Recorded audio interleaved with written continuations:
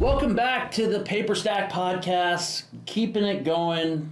Rick Allen, Brett Berkey, going on our next. We got an exciting one today. We always like these. My first note, we've got Jay Redding with us, a user on the platform for sure. I think I've sold Jay a note or two through the platform. Yes, you have. We're excited to have you on, Jay. Thanks for joining us. How are things treating you right now? Things are treating us well, and thank you so much for the opportunity. Certainly appreciate that and consider it an honor to chat with you guys. Great. Yeah, no worries. We bump into each other time for time. I think the last time was last November in Dallas. He was at DME. DME. Yeah, last time I saw you, but I saw Brett at In DME. Nashville? Yeah, in Nashville. that's right. Yes. Yes, I wanted to go, but I had prior engagements, couldn't make it. Where are we going to see you next? You going out to Node Expo or? We will. We'll be at Node Expo. Yes. Perfect. Looking forward to seeing you. That's our next one too. We got a land one, but that's different. We've got a Landos one, and I may end up, I don't know, still haven't decided. I might go out to California yet. For Iman? Yeah, I may go out there. People are asking me to come out and meet them out there. Oh, so wow. I'm like, maybe I'll go do it. I don't know. Traveling man. There you go. Yeah, for real. That's a long trip. It is a long trip, especially for just a couple days. But Jay, tell us what you're into right now and what kind of stuff you've been buying. It sounds like earlier on we were talking. You've got a lot of different things going on, a lot of irons in the fire.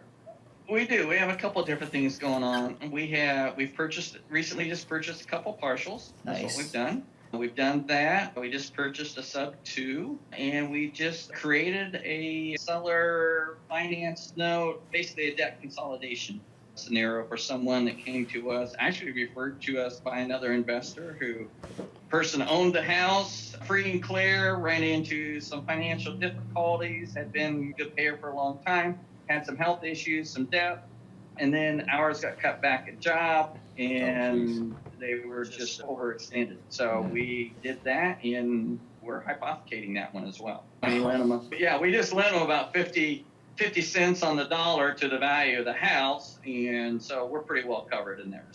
That's good. So, tell me about the Subject 2 deal. How did that one wind up in your lap? That was actually brought to us by a former intern of ours who is a realtor, and he received a telephone call, and he basically called me up. He says, "You're the only person I know that can help these people." So we do a lot of networking. We don't have much of a marketing budget, to be honest. It's just basically through networking and working with people and helping people out. That's what we basically do. That's it. When you get out there and you start doing, especially when you move from real estate into notes, you become very creative, and people, they're like, hey, if there's somebody that can do a deal, that's the person. I found that true. Interesting on the Subject 2, was it something that they recently purchased within the past 3 or 4 years, or was it something they've owned for a while? What was... Sure. The whole scenario was they had purchased it I think 2 years ago, between 2 and 3 years ago, and they were coming up on 60 days delinquent. The house needs some work. I mean, we're actually in the middle of rehabbing it right now. That's what we're doing. I've got my crews over there. I was over there this morning, matter of fact, talking with my design person and everything and picking out colors. But the ARV on the home, after repair value, we're looking at around 160. We owe about 97. We've taken over the note at 97. We're going to put about 30,000 into it. And then we plan on seller financing. That's what we're going to do. There's not that much money in it as a flip. But when we got the interest rate at 3%, and we'll sell it at 9.5%, I think that one cash flows pretty doggone well. I like the delta there, 6.5%, and probably you'll have not that much money in a good deal. chunk. Yeah, we anticipate getting 20,000, 30,000 as a down payment. So wow, that's awesome. That's the way to do it. And I was telling Brett a little bit about the Subject 2s and how that kind of fits the exact mold of somebody who bought it 2 to 3 years ago. They got a low interest rate and something's happened. You can get in there and buy a house right now. Yeah, I could talk. Well, it's kind of, I'll be honest, it was a sad situation for these people. I mean, they had, they were paying fine. They had a family issue. They had to go, actually, they moved back to Florida, back in your neck of the woods. And apparently a friend of theirs begged them to rent the house to them, and they did, and they just absolutely trashed the place. Oh, jeez. Terrible. Yeah, and they don't have the funds to be able to repair it, and there's not enough spread for a wholesale pricing to come in and do it, anything like that. So we truly was their only option in this situation. Was that your first subject too? Or have you done those before? That is my first subject too. Did you have somebody walk you through the paperwork on it, or was it pretty straightforward? Pretty straightforward. Fortunately, my attorney here locally that we use, he's worked when he first came out of law school, he worked a number of years in the banking industry. He understands what we're doing with notes and everything, and he's done a number of subject twos as far as paperwork and everything. He says, to date, I've never had one called on me, so don't you be the first one. That's... So hopefully not. As long as they're getting paid, right? You would think that they're not doing anything, but you never know. Yeah, but we're prepared. Yeah, we're prepared regardless either way. We've got private lenders if it does happen to get called, but it's going to cost us more money, all right, and the spread won't be nearly as good, but it will still work either way. Of course. Interesting. Okay, let's dive in. Tell us how did you get started in notes? We've heard you're doing a lot now. How'd you get started in notes? What kind of led you to that path? What's your background? And then we'll dive into the first one. Sure. I came from the real estate side. I did my first deal in 2004. I did that on the side while I was still working. I was in the pharmaceutical industry for 17 years, and my plan at that time was about 8 years from early retirement. I'm a late bloomer, late starter. For all you guys that are just getting started that's older, there's hope for you, okay? But basically about 8 years away from early retirement, and I was planning on getting some rentals and take the early retirement and be on my way. The company decided that, went through a whole bunch of downsizing, and I made it through like the first 2 rounds, but got caught on the third, is what it was. And the bottom line is that, okay, we sat down, my wife and I sat down, okay, I really don't want to stay in the pharmaceutical industry. I want to pursue the real estate. So that's basically, fortunately, we did some significant downsizing. We lived on my wife's income, and fortunately, we had everything paid off at that time. We didn't have any debt other than the rentals, okay? And we basically went full tilt. I went full tilt on the real estate side. We've done over 100 flips, and we currently have 40 rentals. Wow. I brought my son-in-law on board about, it's coming up 8-9 years ago now. Something like that. His name's Kyle. You guys have met him, all right, before. But he pretty much runs all the real estate side now. So we still keep the 40 rentals. And he's the one that actually started, as we started talking about making the transition from me gradually moving out and what he wants to do down the road. I have one daughter, one child, one daughter. So you know where everything's going. Yeah. Okay, so that's easy. So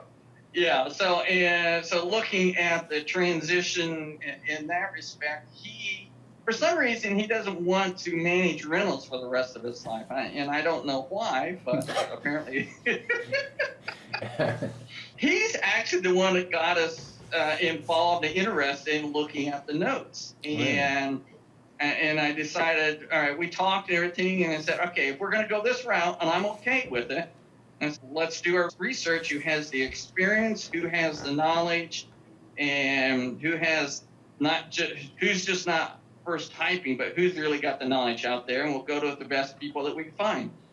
And that was Eddie Speed, which I know you guys know very well. Yep, very well. Yep, and we went through their training. We went through the titanium level. So we invested in ourselves, and we went through that full training.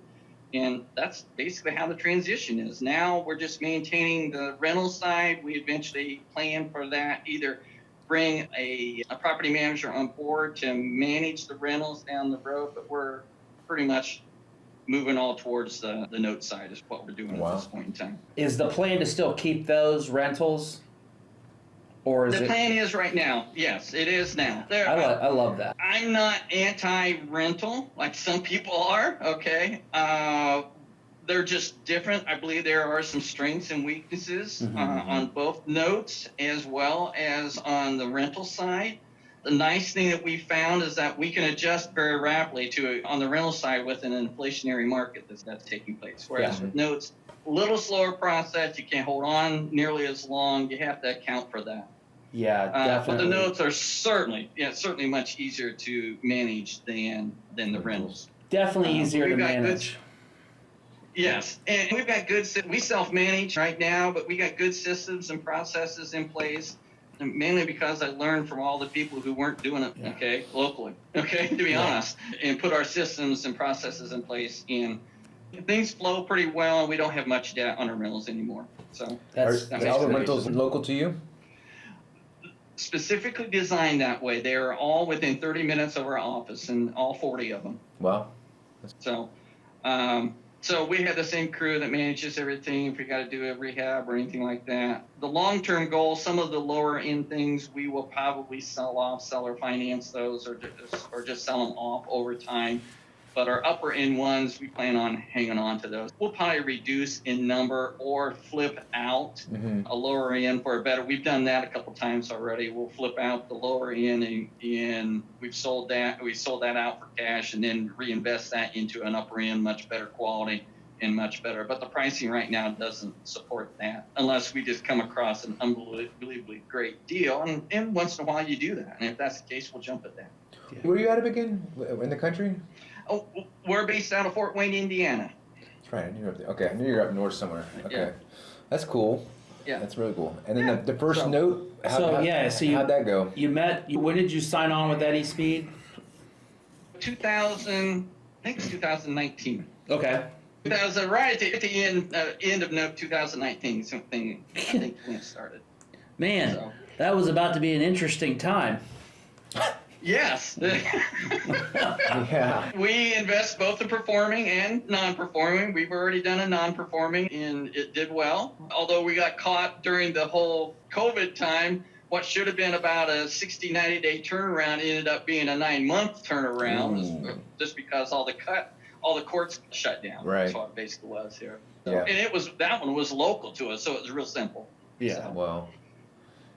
After you went through the training in 2019, was your first note purchase in 2020? And what month?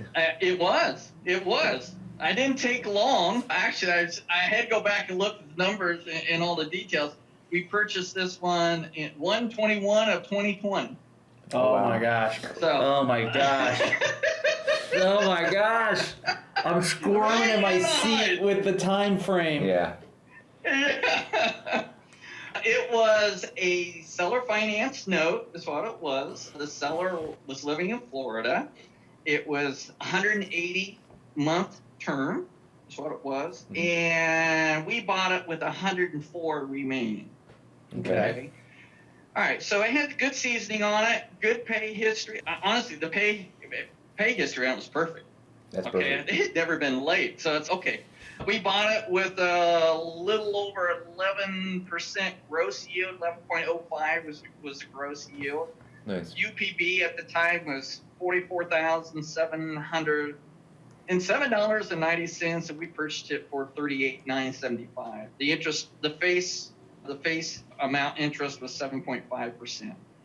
Nice. And the BPO is at 78.9. It was up in Johnstown, New York, and so our ITV was only about 49%. So we had good protection on it.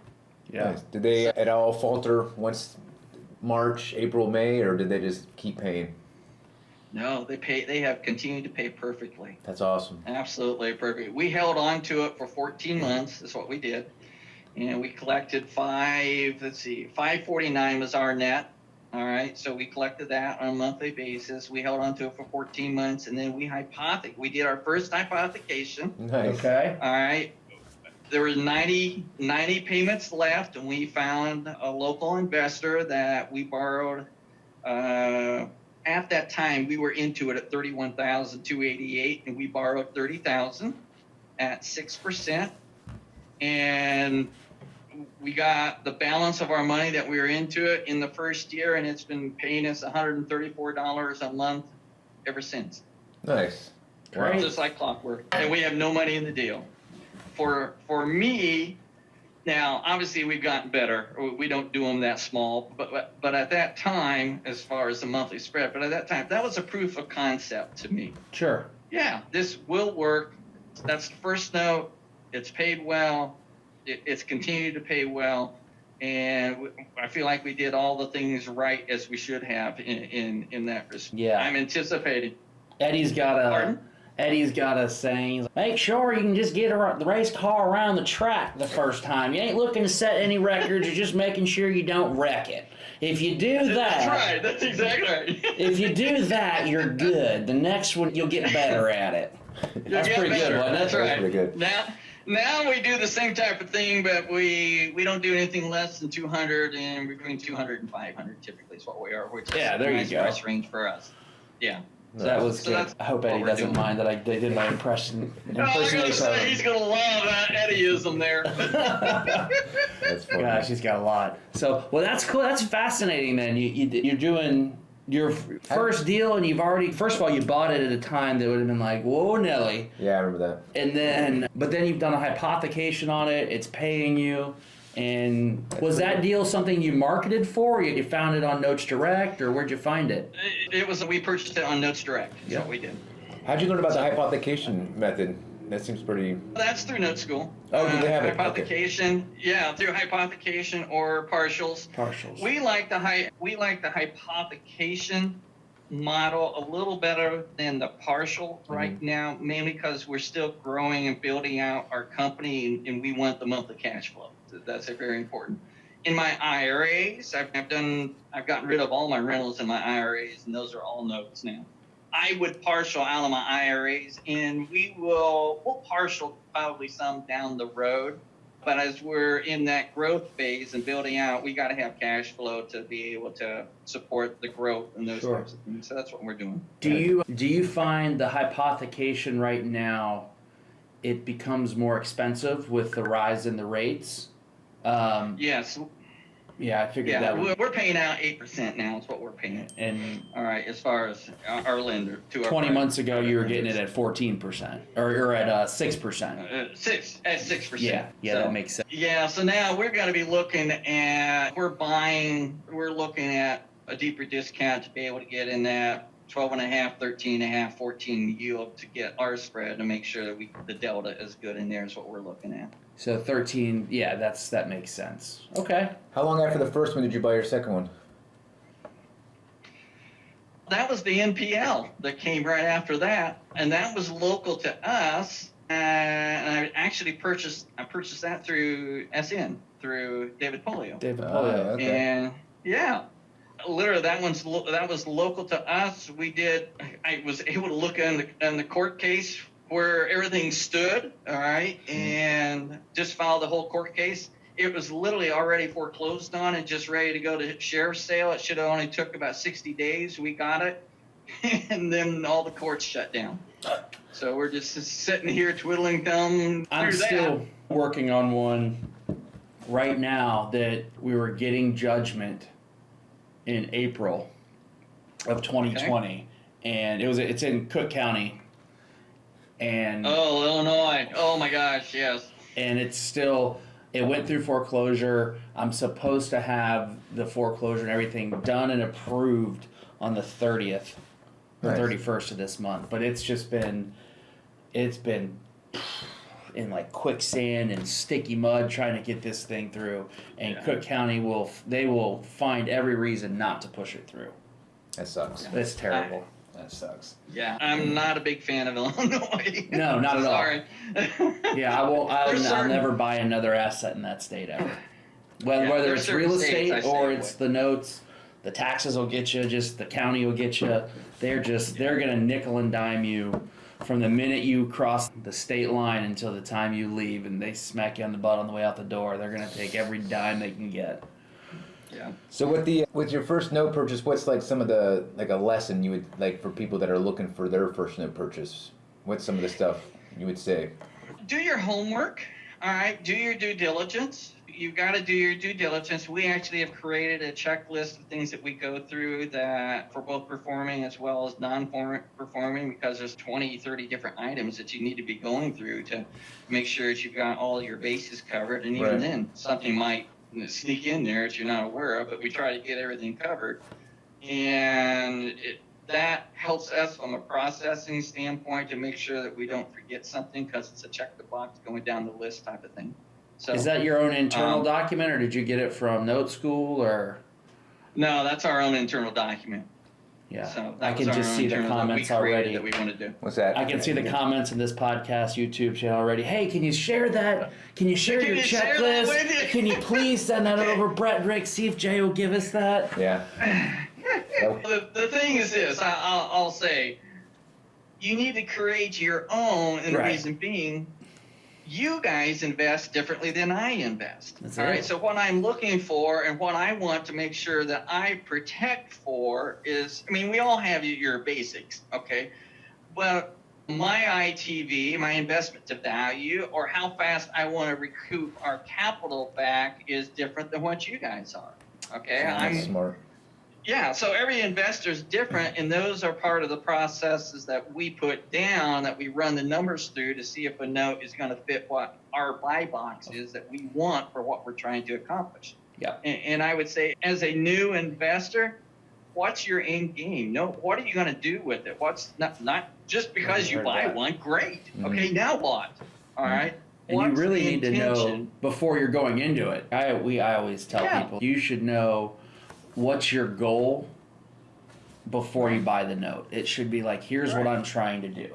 I'm trying to, as simple as, if I'm trying to build cash flow, probably an NPL is not the way to go. Yeah. Yeah. Let's see, I've built out a couple things that we're basically looking at using the hypothecation model. So we're looking at, all right, what's our net yield? What's our spread here? Will this give us our cash flow? If we need to leave a little money in the deal, how fast do we get that back so that we can basically recapitalize and go deploy it again? Okay. On the NPL side, I've got some private lenders who actually, since we have some of the rentals, this is for their comfort level. Okay. Because I've got some of our rentals that are actually a fair number of them that are free and clear. I'll use that as collateral to secure the money with the private lender to be able to go and do the NPL with a note that's going to be at least 2 years in length, but I have the ability to pay off at any time. Wow, that's smart. So you're leveraging the rental before the interest. Okay. Yeah, and the interest accrues. I don't pay anything until the property sells or we get it. That's how we structure it. Interesting. There you go. Huh. Any other questions? No, it's fascinating stuff. Appreciate it. Thank you for being a user on Paperstac, and then thank you for coming on here and sharing your experiences. Definitely interesting. It's definitely an interesting, the time when you got started, and you must have thick skin, because I know that time scared a lot of people, because I remember just talking to people on the phone at that time, and a lot of people were unsure of the future. Oh my gosh. You know what? Ignorance is bliss. Let's put it that way. I didn't know what I didn't know at that time. That's it. That's it. You don't know what you don't know. Funny. It's like, hey. That's funny. Huge opportunity. And that first one was in New York. I'm not sure that I would be doing it. Unfortunately, it's paid perfectly. So I'm not sure that I'd be going tapping the well again in New York for that scenario at this stage of the game, where we're at right now. But so far, we're anticipating early payoff on it. So hopefully, because they've been inquiring as to with the servicer, what's their unpaid rent. They're starting to inquire as far as how close they are to having it paid off and everything. So I'm thinking we're going to get a lump sum somewhere down the road here.